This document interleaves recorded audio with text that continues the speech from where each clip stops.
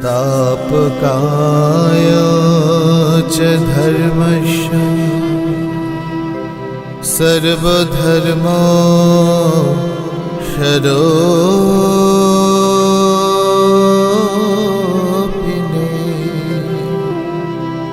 अवतारवरिष्ठाय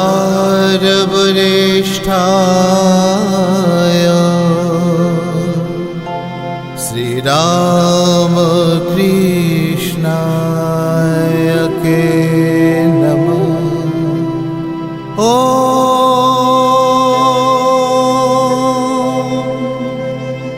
श्री भगवते परम पुरुष राम कृष्णाय ओम नमः नमः नमः। স্বামীজি বলতেন ঠাকুর শ্রীরামকৃষ্ণ হলেন অবতার বরিষ্ঠ। এই মুহূর্তে আমরা যে অশান্ত সময়ের মধ্যে দিয়ে যাচ্ছি, আমরা যদি প্রতিদিন ঠাকুরকে স্মরণ করি, যদি তার ছবির সামনে দুদণ্ড দাঁড়াই, আমাদের মন শান্ত হয়, স্বস্তি পাই আমরা। কথায় বলে মর্তলীলা মনোহরা। আমরা দেখেছি মানুষের শরীর ধারণ করে সমগ্র পৃথিবীর মানুষের কাছে কি অবলীলা ঈশ্বরের স্বরূপ প্রকাশ করেছেন ঠাকুর। আজ তাঁরই অন্তর্লীলার কিছু গল্প শোনাবো আপনাদের।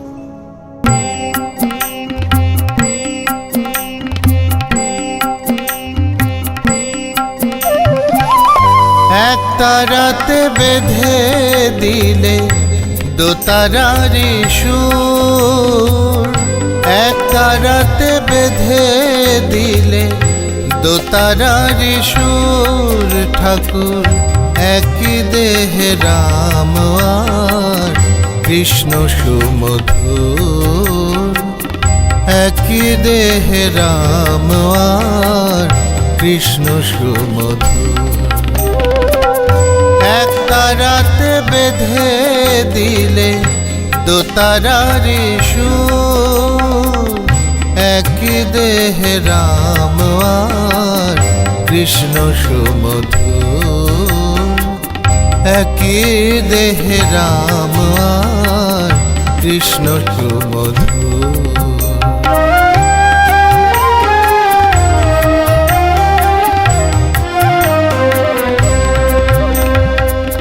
সরজু নদীতে নেমে দেহ শীতল হয়, সরজু নদীতে নেমে দেহ শীতল হয়। আবার বৃন্দাবনে কুঞ্জ ছুঁয়ে প্রেম যমুনা বয় গো, প্রেম যমুনা বয়। সরজু নদীতে নেমে দেহ শীতল হয়, আবার বৃন্দাবনে কুঞ্জ ছুঁয়ে প্রেম যমুনা বয় গো, প্রেম যমুনা বয়। শান্তি বাড়ির দুটির বুকে ক্লান্তি করে দূর, একই দেহে রাম আর কৃষ্ণ সুমধুর, একই দেহে রাম আর কৃষ্ণ সুমধুর।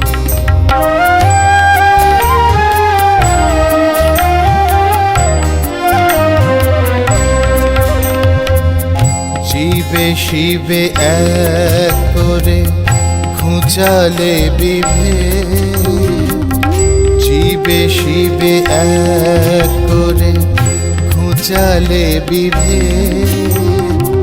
সরল কথায় সৃষ্টি করে গেলেন পঞ্চবেদ। জীবে শিবে এক করে খুঁচালে বিভেদ, সরল কথায় সৃষ্টি করে গেলেন পঞ্চবেদ। অবতার বরিষ্ঠায় তোমারে প্রণাম, অবতার বরিষ্ঠায় তোমারে প্রণাম। আবার একাধারে কৃষ্ণ তুমি, একাধারে রাম গো, একাধারে রাম। অবতার বরিষ্ঠায় তোমারে প্রণাম, আবার একাধারে কৃষ্ণ তুমি, একাধারে রাম গো, একাধারে রাম। সরল কথা শুনে তোমার ভ্রান্তি হলো দূর, একই দেহে রাম আর কৃষ্ণ সুমধুর, একই দেহে রাম আর কৃষ্ণ সুমধুর। এক তারাতে বেঁধে দিলে দো তারারি সুর, এক তারাতে বেঁধে দিলে দো তারারি সুর। একই দেহে রাম আর কৃষ্ণ সুমধুর, একই দেহে রাম আর কৃষ্ণ সুমধুর, একই দেহে রাম আর কৃষ্ণ সুমধুর।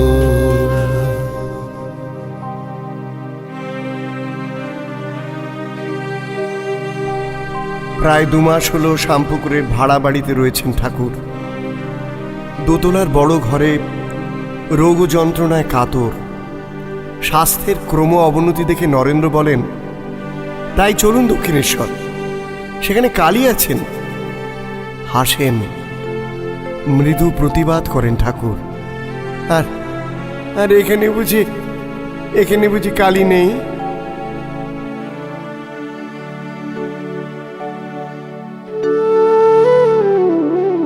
আমার মায়ের নামটি দয়াময়ী, ভোলানাথ বাবার নাম।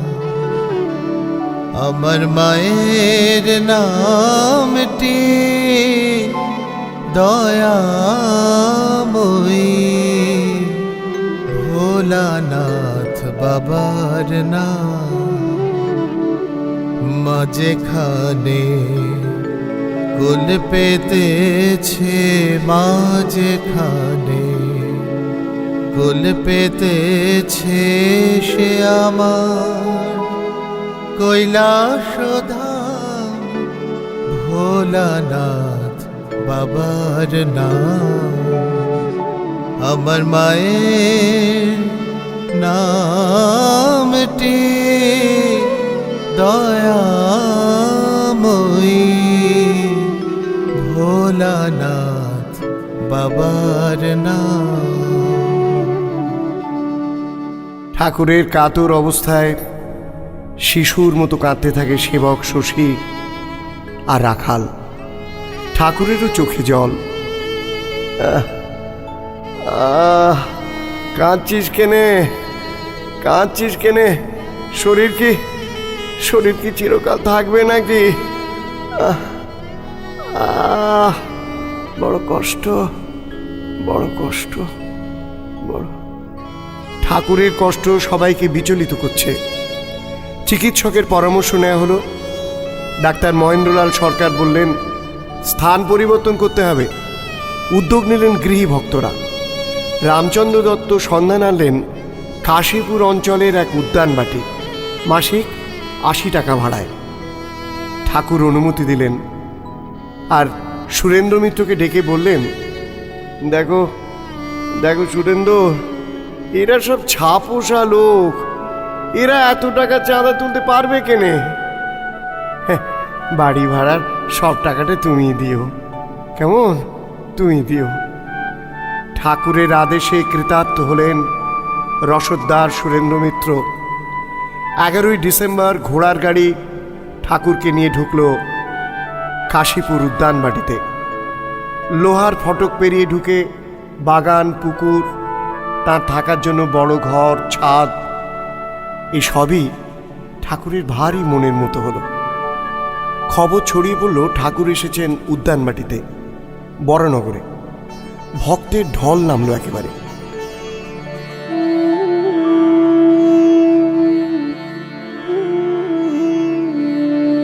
আমার এমন ভাগ্য কবে হবে, আমি রাম কৃষ্ণে দেখা পাব। আমার এমন ভাগ্য কবে হবে, সেই চন্দ্রমণি নয়নমণি,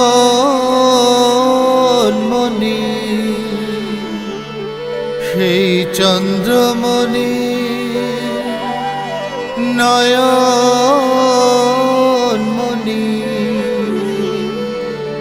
একবার বারেক ডেকে প্রাণ জুড়াবো,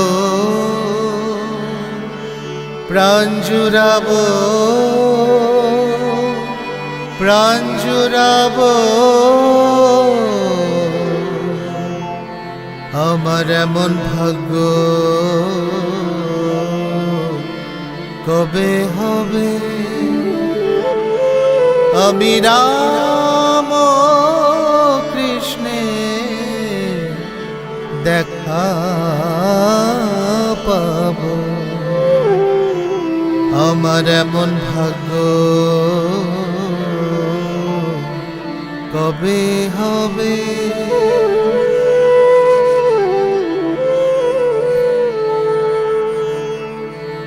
দেখব ঠাকুর গঙ্গা তীরে, দেখব মাকে নহবত ঘরে, দেখব ঠাকুর গঙ্গা তীরে, দেখব মাকে নহবত ঘরে।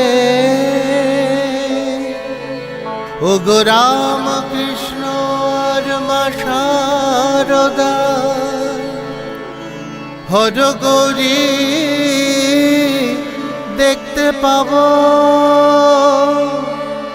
ও গো রাম কৃষ্ণ মা শারদা, হর গৌরী দেখতে পাব। আমার মন পাগলে এ বিশ্বাসে, ওরে হাসুক লোকে যদি হাসে। আমার মন পাগলে এ বিশ্বাসে, ওরে হাসুক লোকে যদি হাসে। আমি দেখা পেলে আর কিছু নয়, ঠাকুর দেখা পেলে আর কিছু নয়, শুধু নয়ন জলে পা ধোয়াবো, পা ধোয়াবো, পা ধোয়াবো। আমার এমন ভাগ্য কবে হবে, আমি রাম কৃষ্ণে দেখা পাব। সেই চন্দ্রমণি নয়ন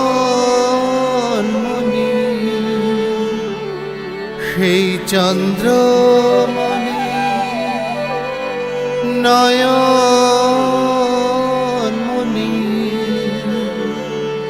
একবার বারেক দেখে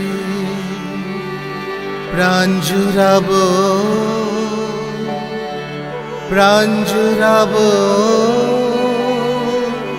প্রাণ জুড়াবো আমার এমন ভাগ্য কবে হবে।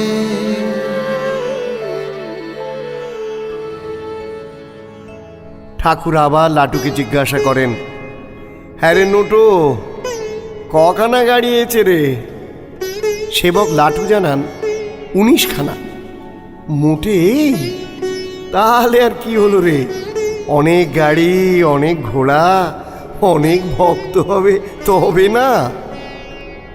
আবার কখনো গলার অসুখের কষ্টে অত্যধিক ভিড় দেখে অভিমান করে তার মায়ের কাছে নালিশ করছেন, একেবারে ভিড় লাগিয়ে দিয়েছিস, নাইবার খাওয়ার সময় পাইনি কো, একটা তো ফুটো ঢাক, রাত দিন এটাকে বাজালে আর কতদিন টিকবে বলতো?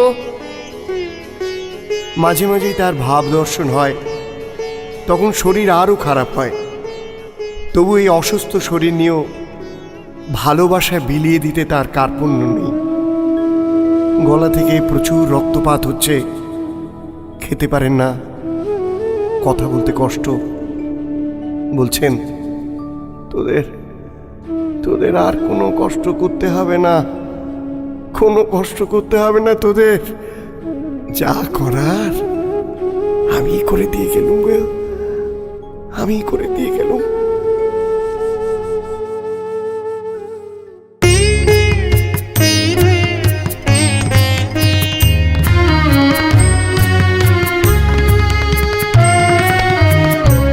তুমি অরূপ স্বরূপ সগুণ নির্গুণ দয়াল ভয়াল হরি হে, আমি কি বা বুঝি, আমি কি বা জানি, আমি কেন ভেবে মরি হে। তুমি অরূপ স্বরূপ সগুণ নির্গুণ দয়াল ভয়াল হরি হে, আমি কি বা বুঝি, আমি কি বা জানি, আমি কেন ভেবে মরি হে।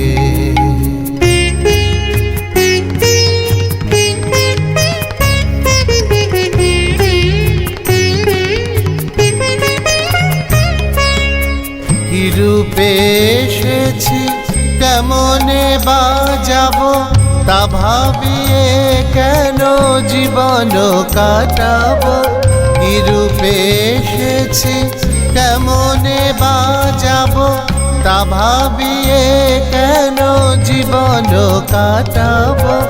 তুমি আনিয়াছ, তোমারে পাবো, এই শুধু মনে করি হে। তুমি অরূপ স্বরূপ সগুণ নির্গুণ দয়াল ভয়াল হরি হে।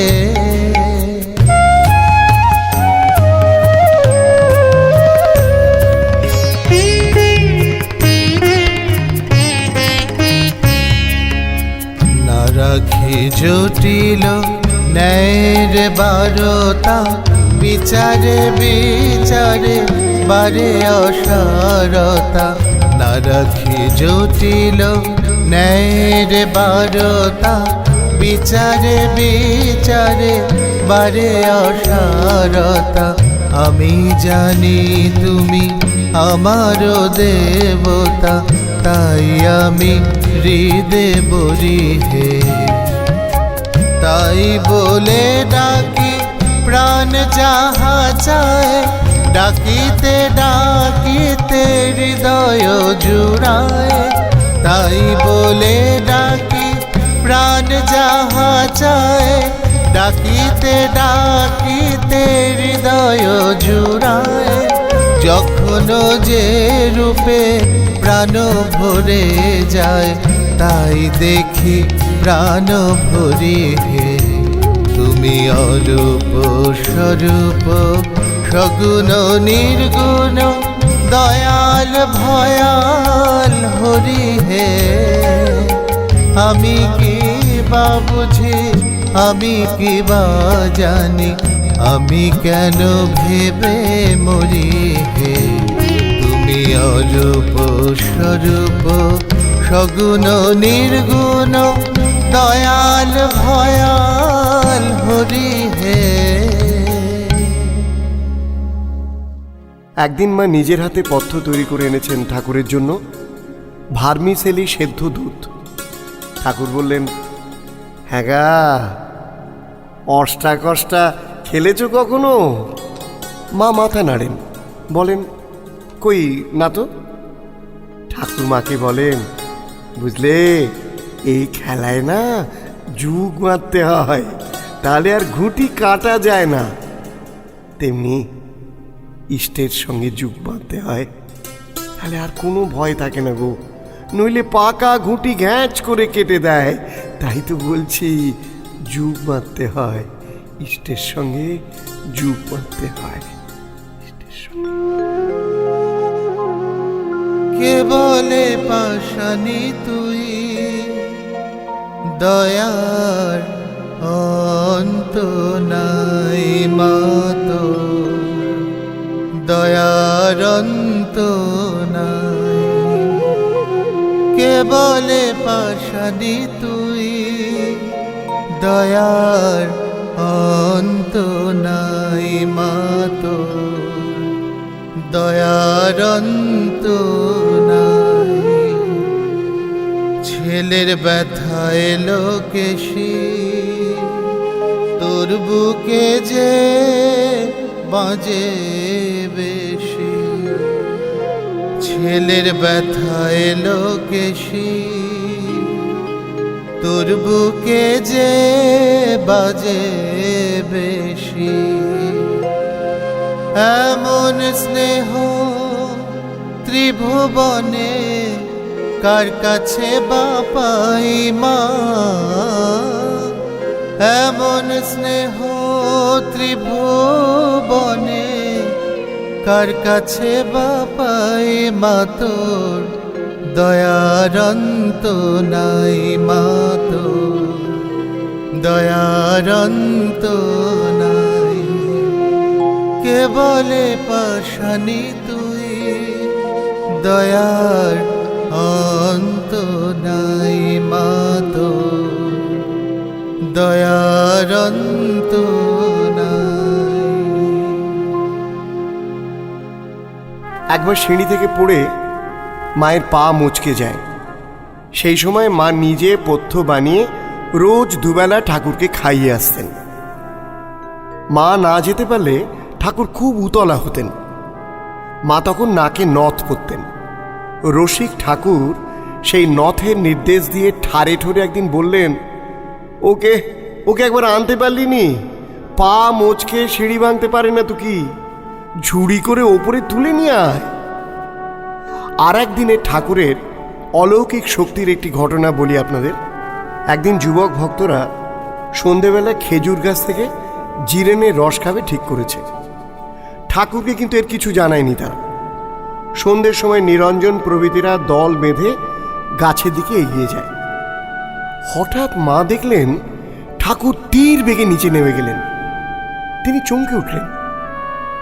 ঠাকুরকে ঘরে ছাদে কোথাও দেখতে না পেয়ে হতাশ হয়ে ফিরে এলেন। আবার খানিক বাদে দেখেন ঠাকুর তেমনি দ্রুত ঘরে ফিরে এলেন। পরদিন মা জিজ্ঞেস করলেন, কাল অমন করে কোথায় গেছিলে গো? তোমায় কোথাও দেখতে পেলুমনি। ঠাকুর এড়িয়ে যান, বলেন, ও রেঁধে রেঁধে তোমার মাথা গরম।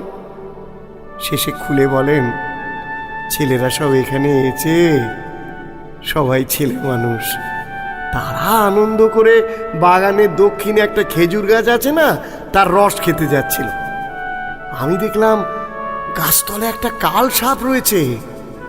সে এত রাগী, সকলকে কামড়ে দিত। তো ছেলেরা তো আর জানতো না। তাই আমি অন্য পথে গিয়ে ওটাকে তাড়িয়ে দিয়ে এলাম। বললাম যা যা যা এখান থেকে, আর কখনো ঢুকবি না, আর কখনো। মা শুনে অবাক। ঠাকুর মাকে নিষেধ করে দেন। এসব কথা কাউকে কিছু বলোনি গো?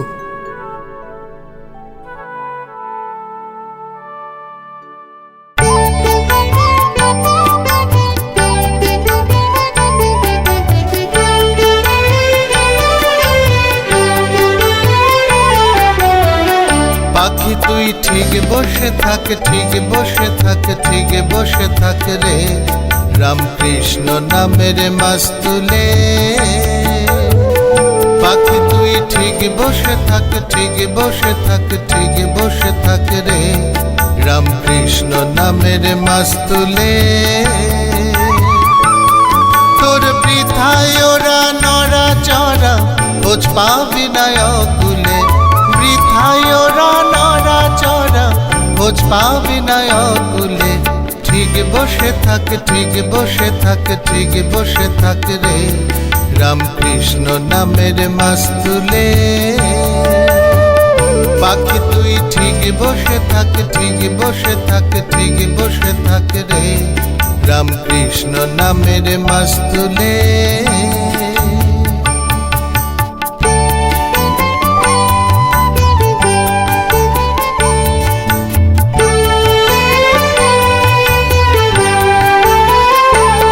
তুই যেদিক যাবি দেখতে পাবি জলে জলাকার, তুই যেদিক যাবি দেখতে পাবি জলে জলাকার।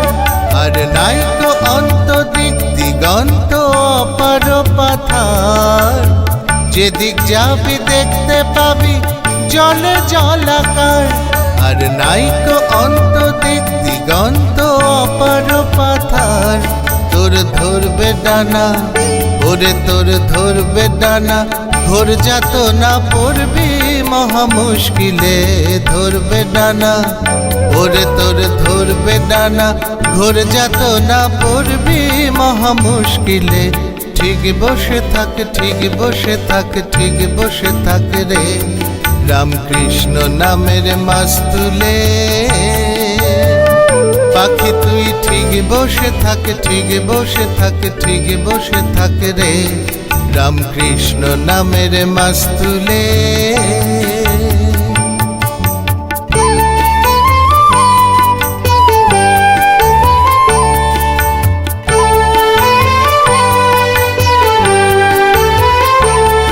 ওরে দিকে অবিদ্যা মায়া পিশাচি করাল, ওরে দিকে অবিদ্যা মায়া পিশাচি করাল। আর বাকি আছে রূপ রসের মন মোহিনী জাল, এদিকে অবিদ্যা মায়া পিশাচি করাল। আর বাকি আছে রূপ রসের মন মোহিনী জাল। তুই পড়বি ফান্দে ওরে তুই পড়বি ফান্দে, মরবি কেন্দে প্রাণ হারা বিশেষ কালে। পড়বি ফান্দে পাখি তুই পড়বি ফান্দে, মরবি কেন্দে প্রাণ হারা বিশেষ কালে। ঠিক বসে থাক, ঠিক বসে থাক, ঠিক বসে থাক রে, রামকৃষ্ণ নামের মাস্তুলে। পাখি তুই ঠিক বসে থাক, ঠিক বসে থাক, ঠিক বসে থাক রে, রামকৃষ্ণ নামের মাস্তুলে।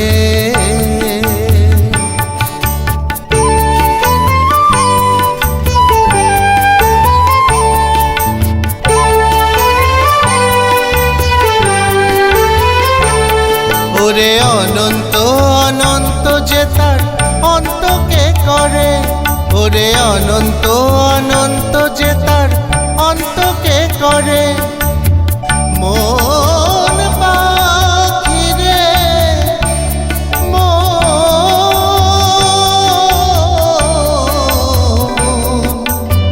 মন আমার, মন আমার।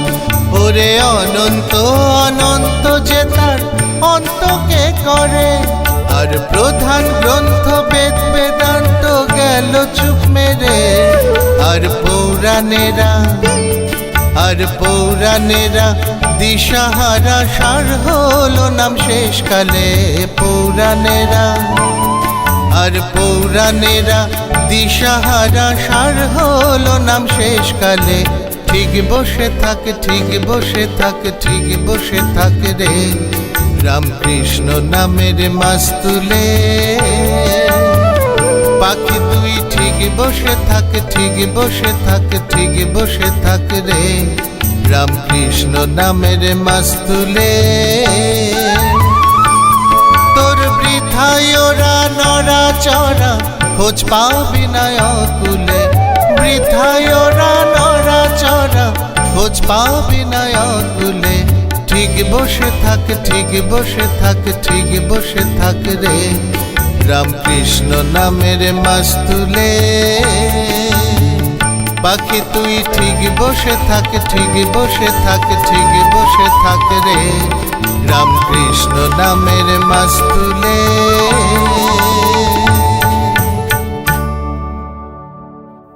মাস্টারমশাই মহেন্দ্রগুপ্ত ছিলেন ঠাকুরের বিশেষ কৃপাধন্য, আবার ঠাকুরের ভরসাস্থল বটে।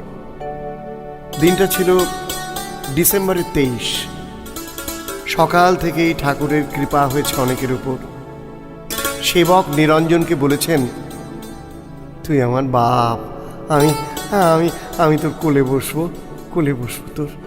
ভক্ত কালীপদ তাকে সাষ্টাঙ্গে প্রণাম করতেই তার বুক স্পর্শ করে বলছেন, চৈতন্য হও, চৈতন্য হও, চৈতন্য। তারপর একে একে সিঁথির গোপাল, যোগিন মা, গোলাপ ঠাকুরুন সবাই পেয়েছেন তার আশীর্বাদ। সন্ধেবেলা মাস্টারমশাই এলেন।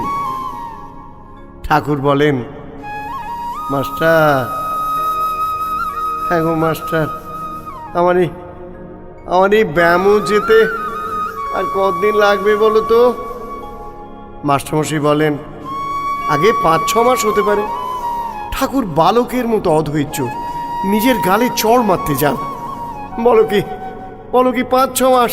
আজ যে শালা পাচ্ছিনি, আমি পাচ্ছিনি, আমার সব জ্বলে গেল, জ্বলে গেল, সব জ্বলে গেল, জ্বলে গেল।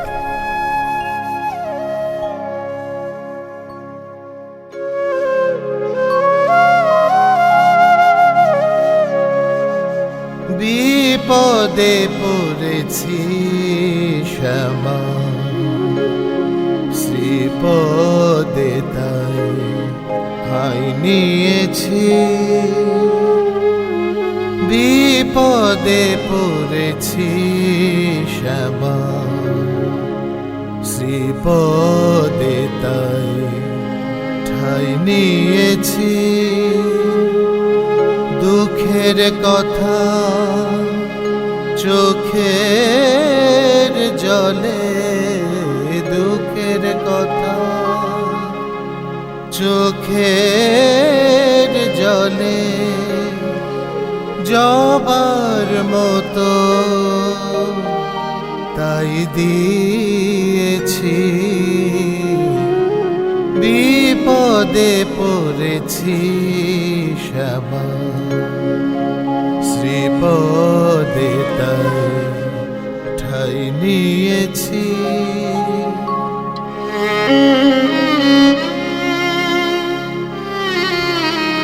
এলাম এমন কপাল করে, জন্মিলাম গরিবের ঘরে। এলাম এমন কপাল করে, জন্মিলাম গরিবের ঘরে। ভবের ঘরে পাপ যে আগে আসে মা, ভবের ঘরে পাপ যে আগে আসে। উপশিরা কাটাইছি, বিপদে পড়েছি শ্যামা, শ্রীপদে তাই ঠাই ঠাই নিয়েছি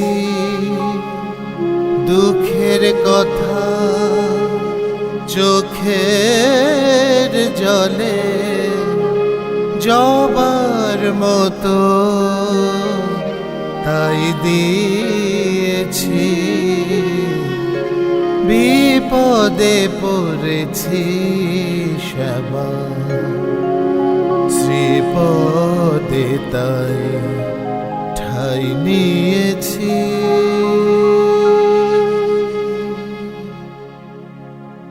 মাস্টারমশাই ছোট ছেলেকে প্রবোধ দেওয়ার মতো বোঝাতে থাকেন, না আসলে সম্পূর্ণ আরোগ্যতে ওই রকম লাগবে আর কি।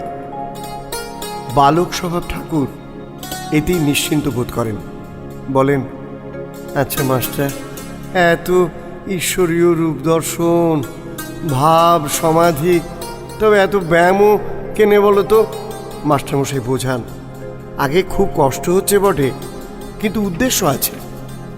উদ্দেশ্য কি? উদ্দেশ্য আপনার অবস্থার পরিবর্তন হবে, নিরাকারের দিকে ঝোঁক হচ্ছে, বিদ্যার আমি পর্যন্ত থাকছে না। হ্যাঁ হ্যাঁ, লোকশিক্ষে বন্ধ হচ্ছে তো আর বলতে পারিনি। দেখো না, দেখো না মাস্টার, এই যে বাড়ি ভাড়া হয়েছে, তাই না? কত রকমের ভক্ত আসছে এখন না।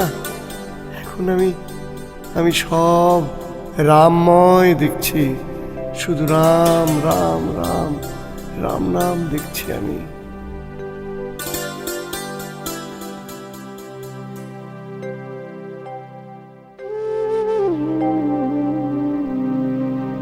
আমি ওই না বড় ভালোবাসি, আমি ওই না জপি দিবানিশি শ্যামা শ্যাম শিব রাম নাম শ্যামা শ্যাম শিব রাম নাম। আমি ওই নাম বড় ভালোবাসি, আমি ওই নাম জপি দিবানিশি শ্যামা শ্যাম শিব রাম নাম শ্যামা শ্যাম শিব রাম নাম। একটু থেমে মাস্টারমশাই আবার বলেন, আর একটি উদ্দেশ্য আছে, লোক বাছা। 5 বছর তপস্যা করে যা না হতো, এই কদিনে ভক্তদের তাই হয়েছে। সাধনা, প্রেম, ভক্তি। ঠাকুর কথাটা মেনে নিলেন। তা হলো বটে, আমার অসুখ হওয়াতে আপনা থেকেই কিরম লোক বাছাই হয়ে যাচ্ছে। কারা অন্তরঙ্গ, কারা বহিরঙ্গ, আর কে হলো রসদ্বার। ঠাকুরের যখন প্রথম ভাব সমাধি হয় তখন তার বয়স 6-7 বছর। পরে 10-11 বছরে যখন বয়স 22-23, শুনতে পান জগন্মাতা তাকে জিজ্ঞাসা করছেন, তুই কি অক্ষর হতে চাস? আসলে খর মানে জীব, আর অক্ষর হলেন পরমাত্মা। তাই ঠাকুর কাশীপুরে শুদ্ধ শক্ত ভক্তদের সঙ্গ লাভের জন্য আকুলি বিকুলি করতেন। সন্ধ্যায় আরতির কাঁসর ঘণ্টা বাজলেই কুঠির ছাদে দাঁড়িয়ে চিৎকার করে ডাকতেন ভক্তদের। এভাবেই তিনি আবাহন করতেন তার শুদ্ধ ভাব ধারণে সক্ষম ভক্তদের। যখন যে ভক্ত ঠাকুরের কাছে আসতেন, জগন্মাতা তাকেই দেখিয়ে দিতেন আগে থেকে। এভাবেই তিনি জেনেছিলেন তার জন্য জগন্মাতা নির্দিষ্ট করেছেন 5 জন সেবায়িত: মথুরানাথ, শম্ভুচন্দ্র, সুরেন্দ্র, বলরাম প্রমুখ।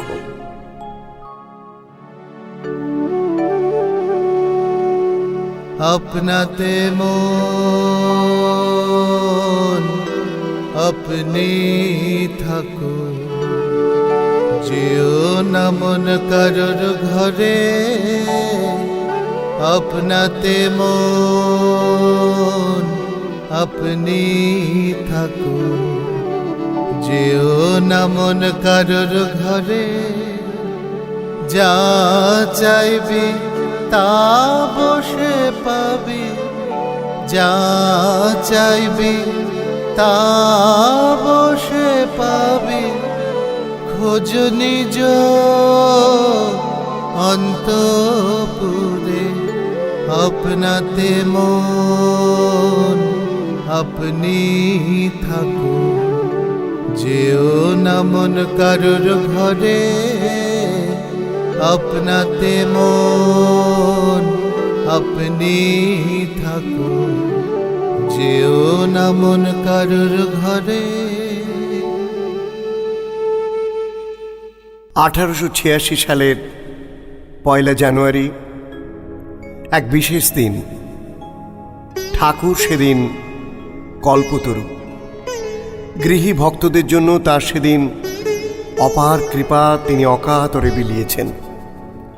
হরিশ মুস্তাফি ঘরে আসতেই শ্রীচরণ দিয়ে তার বক্ষ স্পর্শ করলেন, আর দিব্য আনন্দে হরিশ আত্মহারা। ভাইরে, আমার আনন্দ ধরে না। কি ব্যাপার? জীবনে এমন ঘটনা জীবনে একদিনও আমি দেখিনি, একদিনও দেখিনি। বিকেলে বাগানে বেড়াতে গেলেন। এসেছেন গিরিশচন্দ্র। প্রেম, ভক্তি আর বিশ্বাস তার অটল ঠাকুরের প্রতি। সাষ্টাঙ্গে প্রণাম করলেন। ঠাকুর গিরিশের আচরণ দেখে বললেন, তুমি এমন করো না গিরিশ, আমার কিরম লজ্জা করে। আবেগের সঙ্গে গিরিশ বলেন, আগে আপনি যে সবাইকে তরিয়েছেন। ঠাকুর জিজ্ঞাসা করেন, তুমি যে সবাইকে এত কথা বলে বেড়াও, তুমি কি দেখেছ, কি বুঝেছ তুমি? গিরিশ ঠাকুরের পদতলে জানু পেতে বসে গদগদ স্বরে বলেন, ব্যাস বাল্মীকি যারই হত্যা করতে পারেননি, আমি তার সম্বন্ধে অধিক কি বলতে পারি? ঠাকুর সমাধিস্থ হয়ে গেলেন। ভাব তরল হয়ে এলে ভক্তদের বললেন, চৈতন্য হোক, চৈতন্য হোক। ছুটে এলেন সবাই। যুবক ব্রহ্মচারীদের কয়েকজন।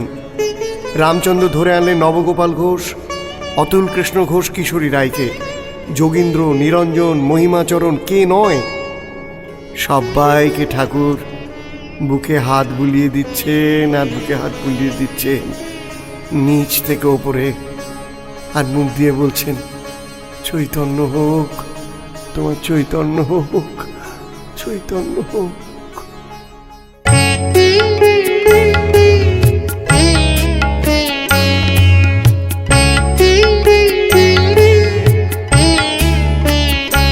তুমি নির্মল করো মঙ্গল করে, মলিন মর্ম মোছায়। তুমি নির্মল করো মঙ্গল করে, মলিন মর্ম মোছায়। তব পুণ্য কিরণ দিয়ে যাক মোর মোহ কালিমা ঘুচায়। মলিন মর্ম মোছায়। তুমি নির্মল করো মঙ্গল করে, মলিন মর্ম মোছায়।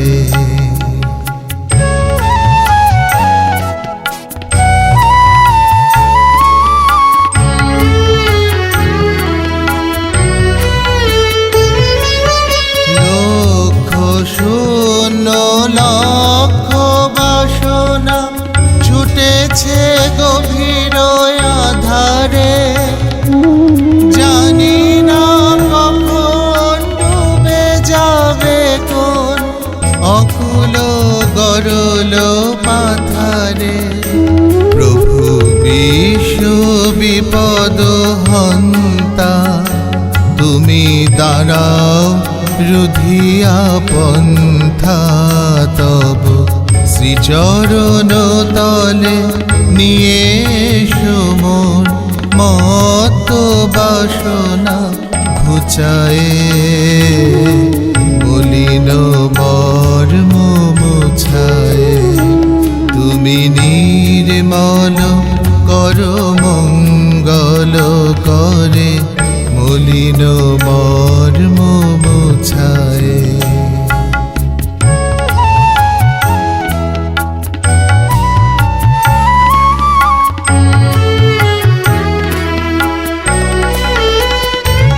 আছো অনল অনিলে চিরন ভনিলে, ভূধর সলিলে গহনে, আছো বিটপিলতায় জলদের গায়ে, শশী তারকায় তপনে।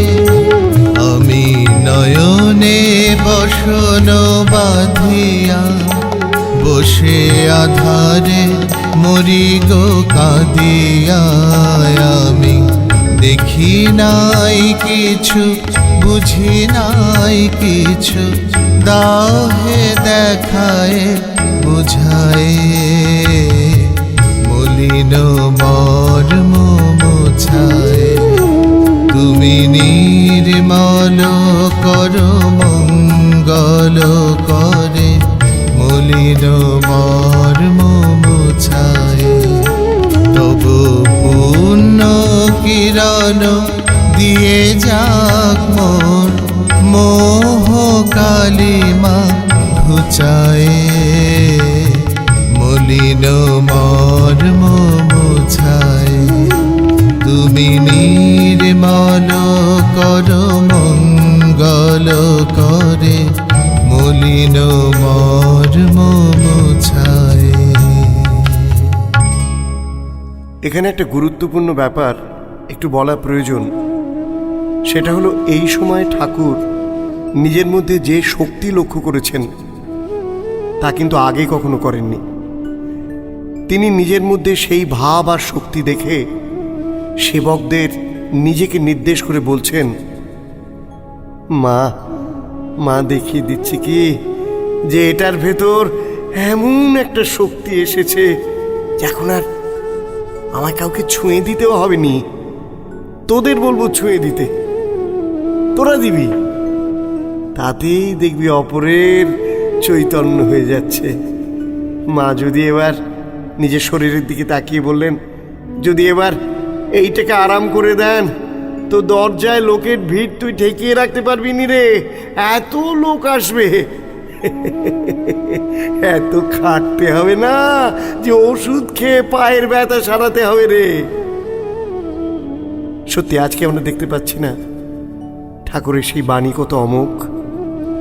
আজ যখন কল্পতরু উৎসব হয়, তখন কত মানুষ ঠাকুরের কৃপা স্পর্শ পেতে দূর দূর থেকে চলে আসেন। কেন আসেন? একটু আশীর্বাদ পেতে, প্রাণের আরাম পেতে।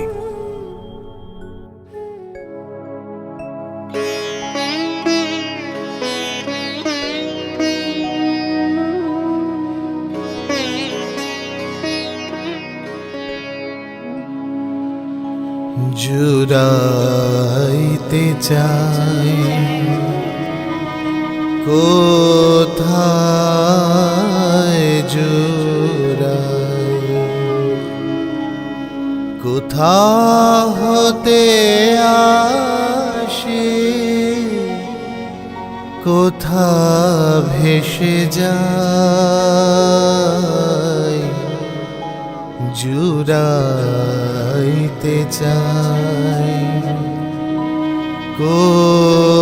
কোথায় জুড়াই।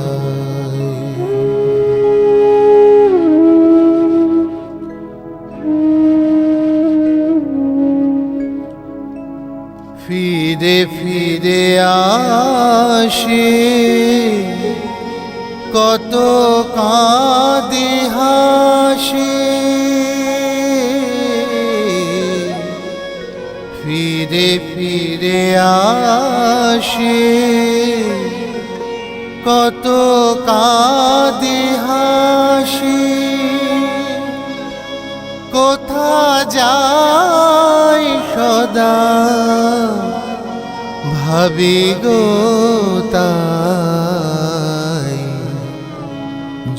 জুড়াইতে চাই, কোথায় জুড়াই।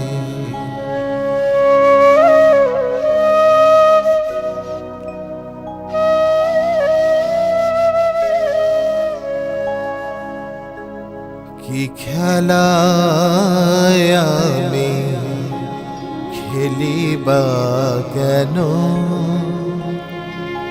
জাগিয়ে ঘুমাই কুহকে যেন।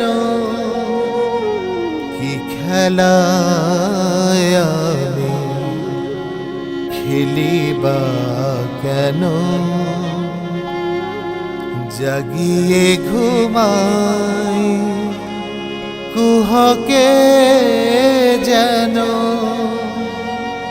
এ কেমন ঘুম হবে নাকি ভোর, অধীর অধীর যে মতি সমীর, অবিরাম গতি নিয়ত ধায়, জুড়াইতে চাই, কোথায় জুড়াই। কোথা হতে আসে, কোথা ভেসে যায়, জুড়াইতে চাই, কোথায় জুড়াই।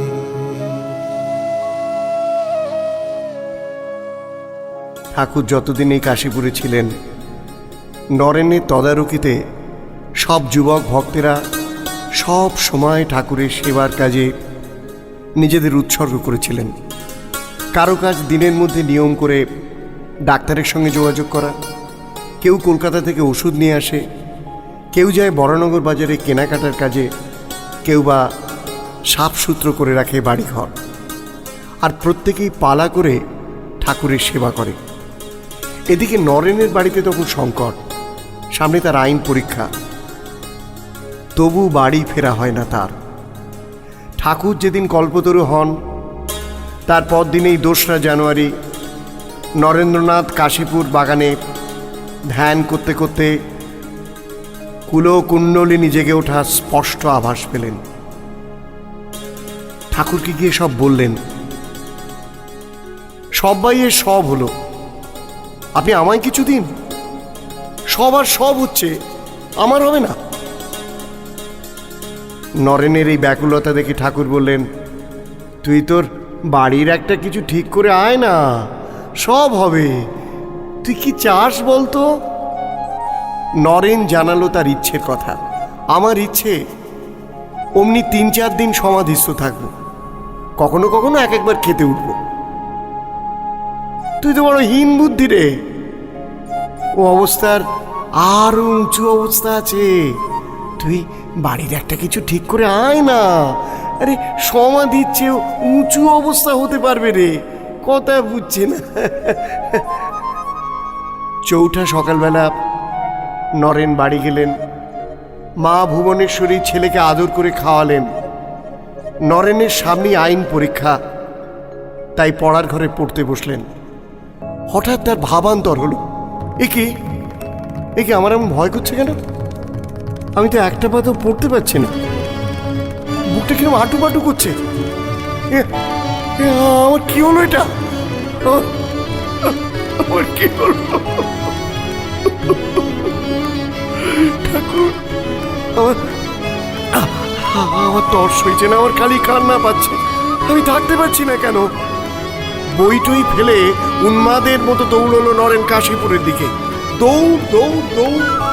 জুতো টুতো কোথায় পড়ে রইল। খড়ের গাদার পাশ দিয়ে যেতে গিয়ে গায়ে ময় খড়। গিরিশবাবুর ভাই জিজ্ঞেস করলেন, কি হয়েছে তার? নরেন জানায়, বুঝলে, আমার না আমি মরে গেছে।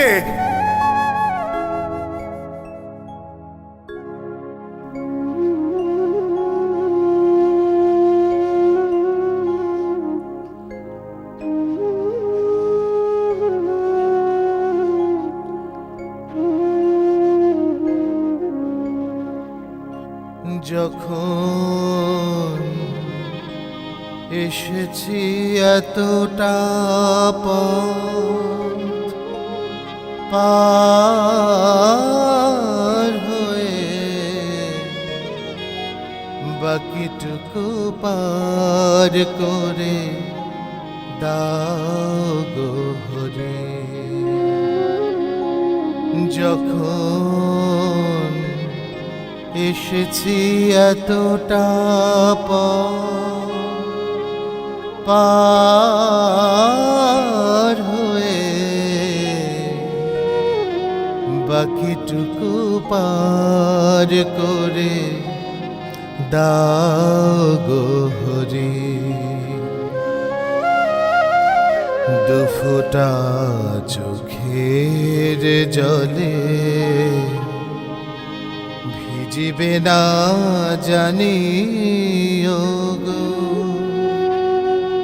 ও দুটি তুলো রাঙা চরণ তুলি, বাকিটুকু পার করে দাও গো হরি। যখন এসেছি এতটা পার হয়ে, বাকিটুকু পার করে দাও গো হরি।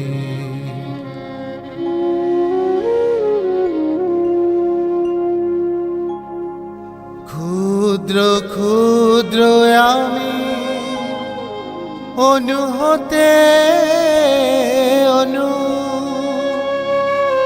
তোমার যে করুণায় লোভিয়াছি তনু। ক্ষুদ্র ক্ষুদ্র আমি অনু হতে অনু, তোমার যে করুণায় লোভিয়াছি তনু।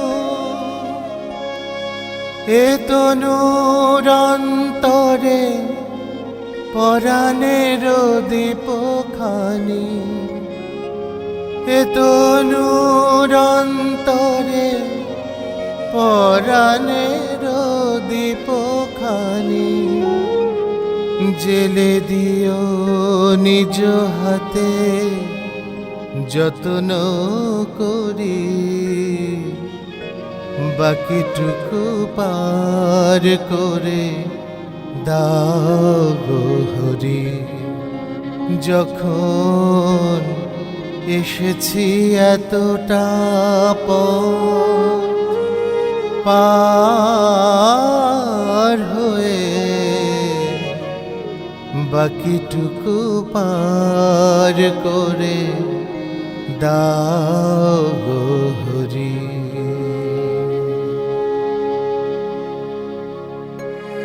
ঠাকুর শ্রীরামকৃষ্ণ নরেন্দ্রের মধ্যে এই বৈরাগ্য দেখে মহা খুশি, এমনকি নিজের রোগের যন্ত্রণা পর্যন্ত ভুলে যান। নরেন বলে, আমি দক্ষিণেশ্বরে বেলতলায় ধুনি জেলে সিদ্ধ আসনে বসে ধ্যান করতে চাই। ঠাকুর মজা করে বলেন, কেন পড়বি না? নরেন বলে, একটা ওষুধ পেলে বাঁচি, যাতে পড়া টড়া যা হয়েছে সব ভুলে যেতে পারি। ঠাকুর নিরঞ্জন শশী মাস্টারমশাইকে বলেন, নরেনের অবস্থা কি আশ্চর্য দেখেছ? এই নরেন আগে সাকার মানতুনি, এখন দেখো পরাণ কেমন আটুপাটু হয়েছে। দর্শনের আর দেরি নেই রে, দর্শনের দেরি নেই। ব্যাকুলতা ব্যাকুলতা থাকলে কৃপা হয়। ব্যাকুলতা ব্যাকুলতা।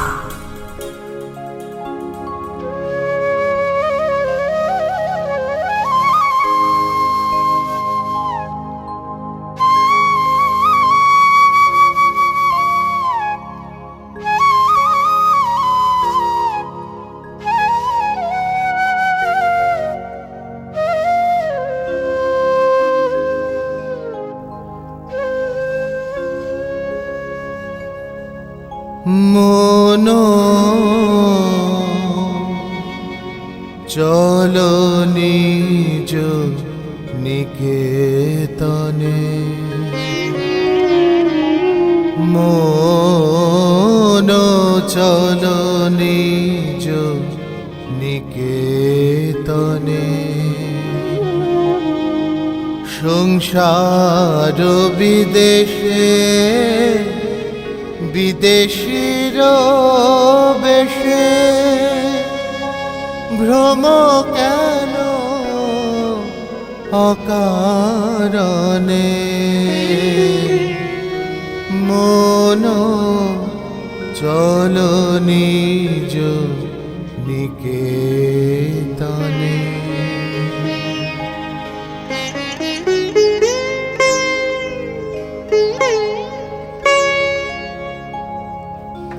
বিষয় পঞ্চক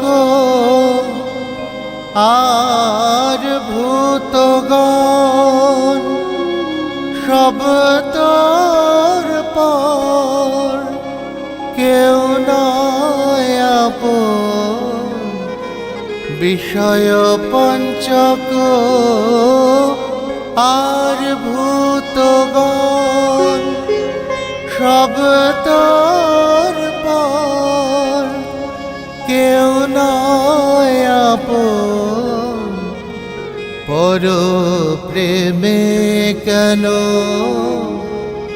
হয়ে আছে তন, ভুলিছ আপন জনে। মন চলো নিজ নিকেতনে।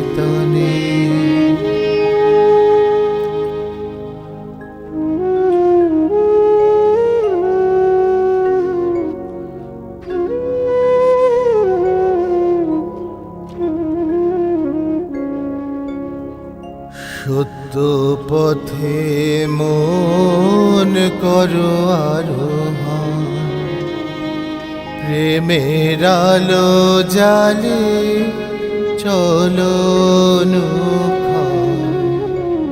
সত্য পথে মন করো আরোহণ, প্রেমের আলো জালে চলো অনুক্ষণ। সঙ্গেতে সম্বল রাখো পূর্ণ ধন,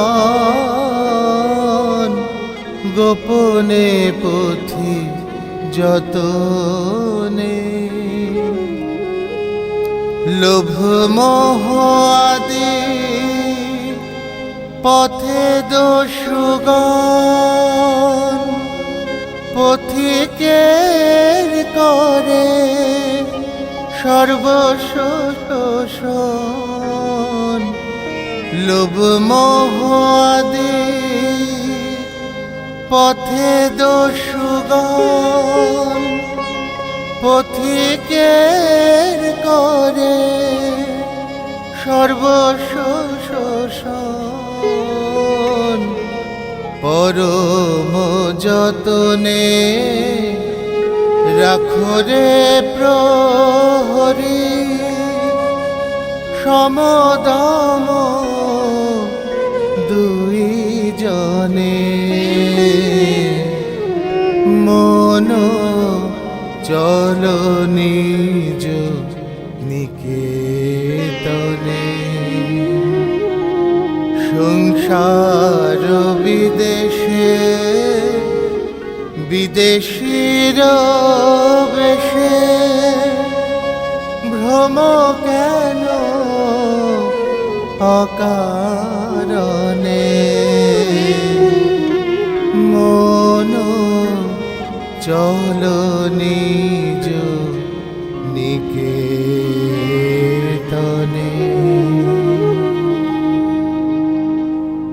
নরেন আকুল হয়ে ঠাকুরকে একদিন বলে, আজও আমি পঞ্চবটিতে ধ্যান করব, বলুন না কিছু হবে কিনা। ঠাকুর সস্নেহে বলেন, দুটি লোকের বেশি সঙ্গে নিয়ে যাসনি কিন্তু। নরেন পুরোপুরি ঠাকুরের উপর নির্ভর করে আছে।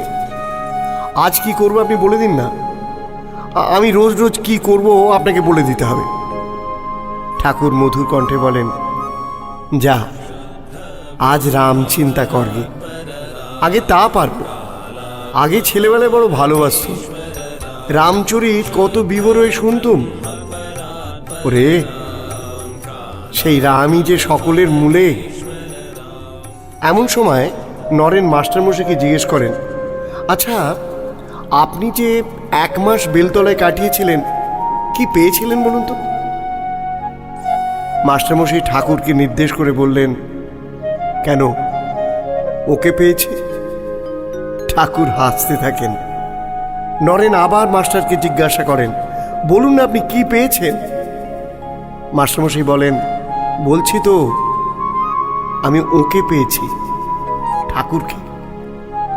এ শুধু মাস্টারমশাইয়ের কথা নয়, পরে নরেন্দ্রনাথ নিজের মুখে বলেছেন, তিনি যখন কাশীপুরের বাগানে শরীর যায় যায় তখন আমি তার বিছানার পাশে একদিন মনে মনে ভাবছি, এই সময় যদি বলতে পারো আমি ভগবান, তবে আমি বিশ্বাস করব তুমি সত্যি সত্যি ভগবান কিনা। তখন শরীর যেতে আর মাত্র 2 দিন বাকি। ঠাকুর হঠাৎ আমার দিকে চেয়ে বললেন, যে রাম যে কৃষ্ণ সেই ইদানিং এ শরীরে রামকৃষ্ণ, তোর বেদান্তের দিক দিয়ে নয়। আমি শুনে অবাক হয়ে রইলুম। শুধু তাই নয়, দেহরক্ষার 3-4 দিন আগে কাশীপুরের উদ্যান বাড়িতে ঘটল আর এক অলৌকিক ঘটনা। নরেন্দ্রনাথ বলেছেন, ঠাকুর আমাকে একা একা কাছে ডাকলেন, আমাকে সামনে বসিয়ে আমার দিকে এক দৃষ্টে চেয়ে সমাধিস্থ হয়ে পড়লেন। আমি তখন অনুভব করতে লাগলুম তার শরীর থেকে একটা সূক্ষ্ম তেজ ইলেকট্রিক শকের মতো আমার শরীরে এসে ঢুকছে। আমি আমি আমি বাহ্যিক জ্ঞান হারিয়ে আড়ষ্ট হয়ে পড়লুম। কতক্ষণ এভাবে ছিলুম মনে নেই। যখন জ্ঞান ফিরল দেখি ঠাকুর কাঁদছেন। বললেন, আচ্ছা ওরে ওরে আমার যথা সর্বস্ব তোকে দিয়ে আমি ফকির হয়ে গেলুম রে, ফকির হয়ে গেলুম, আমি একেবারে ফকির হয়ে গেলুম। তুই নরেন, নরেন তুই এই শক্তিতে জগতের অনেক কাজ করে তবে ফিরে যাবি নরেন, তবে ফিরে যাবি।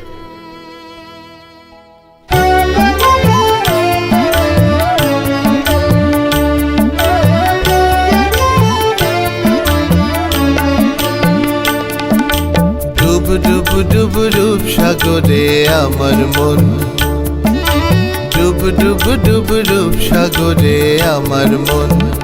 তলাতল পাতাল খুঁজলে, তলাতল পাতাল খুঁজলে পাবি রে প্রেম রত্ন ধন। ডুব ডুব ডুব রূপ সাগরে আমার মন, ডুব ডুব ডুব রূপ সাগরে আমার মন।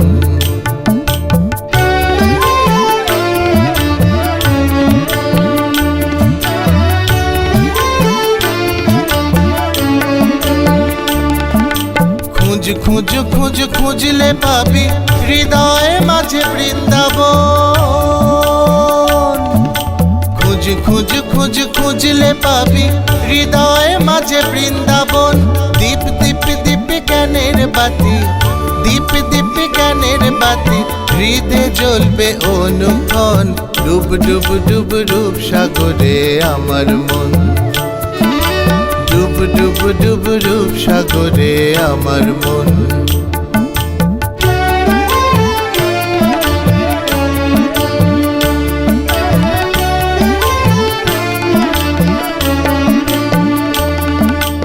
ড্যাং ড্যাং ড্যাং ডাঙায় ডিঙে চালায় আবার সে কোনজন। ড্যাং ড্যাং ড্যাং ডাঙায় ডিঙে চালায় আবার সে কোনজন।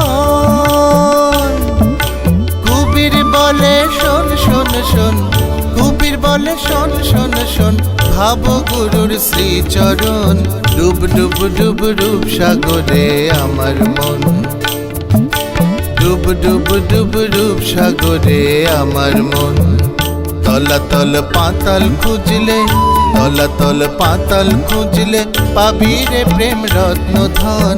ডুব ডুব ডুব ডুব সাগরে আমার মন, ডুব ডুব ডুব ডুব সাগরে আমার মন, ডুব ডুব ডুব ডুব সাগরে আমার মন। ঠাকুরের অনেক ভরসা নরেন্দ্রের ওপর। একদিন নরেন ঠাকুরের পায়ে হাত বুলিয়ে দিচ্ছেন, আর ঠাকুর তাকে উপদেশ নির্দেশ দিচ্ছেন। বারবার বলছেন, নরেন, এইসব ছেলেদের তুই দেখিস। নরেন্দ্র ধীরে ধীরে বিবেকানন্দ হয়ে উঠছিলেন ঠাকুরের অন্তলীলার দিনগুলিতেই। সেবাব্রতীদের অজান্তেই দানা বাঁধছিল বিশাল সম্ভাবনাপূর্ণ গোষ্ঠী জীবন, যা পরবর্তীকালে জন্ম দিয়েছিল রামকৃষ্ণ মিশনের। স্থাপিত হয়েছিল বেলুড় মঠ।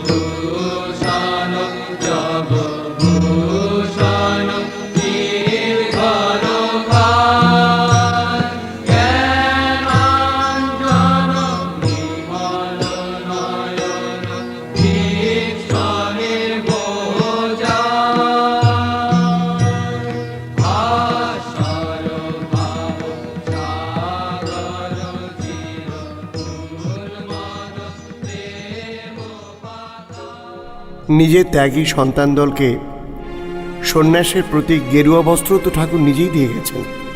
ঘটনাটা একটু বলি। প্রবীণ সেবক বুড়োগোপাল তীর্থ সেরে কাশীপুর বাগানে ফিরেছেন। 8ই জানুয়ারি তিনি ভান্ডারা দিয়েছেন। এবার তার ইচ্ছে গঙ্গাসাগর যাত্রী সাধুদের কাপড়, রুদ্রাক্ষের মালা ও চন্দন দান করবেন। তিনি 12টি কাপড় আর রুদ্রাক্ষের মালা কিনে আনেন। নিজের হাতে কাপড়গুলো গেরিমাটি দিয়ে রং করেন। খবর পেয়ে ঠাকুর গোপালকে ডেকে পাঠালেন। বললেন, জগন্নাথ ঘাটের সাধুদের গেরুয়া কাপড় দিলে যে ফল হবে না, তার 1000 গুণ বেশি ফল হবে যদি তুই আমার এইসব ছেলেদের দিস। এদের মতো ত্যাগী সাধু কোথায় পাবি বলতো? এদের এক একজন 1000 সাধুর সমান। এরা সব হাজারি সাধু, বুঝলি গোপাল? এরা সব হাজারি সাধু, এদের দে, এদের দে। বুড়ো গোপাল ঠাকুরের ইঙ্গিতপূর্ণ আদেশ মাথা পেতে নেন। ঠাকুর নিজের হাতে গেরুয়া কাপড় ও রুদ্রাক্ষের মালা মন্ত্রপুত করে দেন। তাঁর আদেশে বুড়ো গোপাল ত্যাগী সন্তানদের 11 জনকে সেই গেরুয়া বস্ত্র রুদ্রাক্ষের মালা পরিয়ে দেন। এই 11 জন হলেন নরেন্দ্র, রাখাল, নিরঞ্জন, বাবুরাম, শশী, শরৎ, কালী, যোগিন, লাটু, তারক আর বুড়ো গোপাল। বাকি একটা হয় গিরিশচন্দ্র, নয়তো ছোট গোপাল।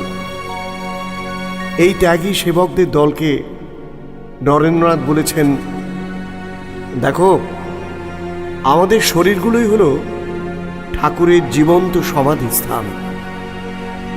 এই বিশ্বাসেই তারা জয় রাম ও কৃষ্ণ ধ্বনি দিয়ে শ্রীরামকৃষ্ণের দেহ ভস্য মুখে দিয়ে পবিত্র হয়েছেন।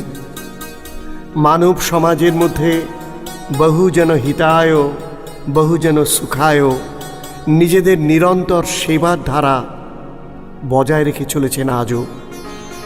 তাই যুগে যুগে বয়ে চলেছে ঠাকুরের আশীর্বাদ। একটা স্রোত বয়ে গেছে দক্ষিণেশ্বরের পঞ্চবটি থেকে, যার টানে সব ভেসে যায়। একটা ভাবের স্রোত যেন শ্রীরামকৃষ্ণ গোমুখী থেকে উৎসারিত হয়ে মানব কল্যাণে বয়েই চলেছে, যা অপার, যা অশেষ, যা অনন্ত, অন্ত নাহিকো যার।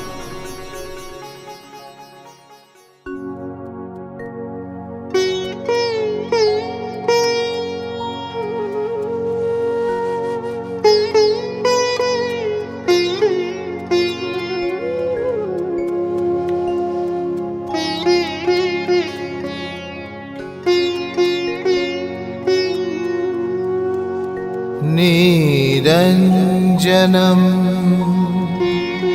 नित्यमनन्तरूपं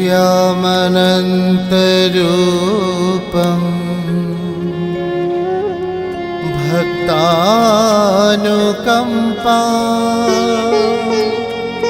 धृतविग्रहं वै ईशावतारम्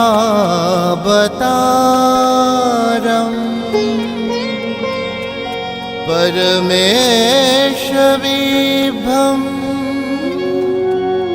तं रामकृष्णा शिरसा नमामि,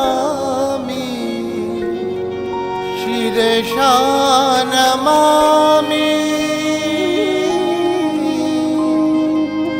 शिरसा नमामि।